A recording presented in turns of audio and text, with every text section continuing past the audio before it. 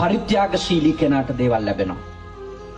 චූටි කාලේ ඉඳලා ළමයාට පුරුදු කරන්න කන බත් එකකින් හරි බත් පිටක් සතෙකුට දෙන්න. බත් ගුලියක් හදලා දෙන්න උගන්වන්න කුරුල්ලෙකුට හරි. හම්බ වෙන පාන් කෑල්ලෙන් හරි කොටසක් දෙන්න උගන්වන්න. ඔබ ඔබේ දරුවන්ට ඇත්තටම ආදරෙයි නම් ඒගොල්ලන්ට පුහුණු කරන්න ඕනේ දීම. තියෙන කොපි පොත් ටික පැන්සල් ටිකෙන් එකක් හරි නැති ළමයෙකුට දෙන්න උගන්වන්න. දෙන ළමයා දෙන්න සෝදපු අත්‍යති ළමයා දැක්කම ප්‍රශංසා කරා. එයා අගය කරා. දෙන්න පුහුණු කරා.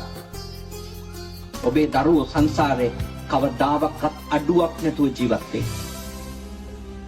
ඔය දෙන්න හදනකොටම නැති වෙයි අපිට මදි වෙයි අඩු වෙයි. ඔහොම හිතලා බය වෙනව නේද? ඒගොල්ලන්ට ඉතින් අඩුම තමයි. එක්කව කරගෙන ගොඩ ගහගෙන ඉඳිදි දාන්නෙම නැහැ ගම් වතුරක් හරි ඇවිල්ලා උස්සන් යනවා.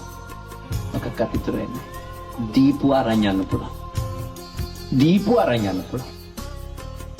සාමාන්‍ය ඉගැන්වීම නම් රැස් කරපු අරන් යන්න පුළුවන් කියලා. බුද්ධ ආගමේ ඉගැන්වීම තමයි දීපු අරන් යන්න.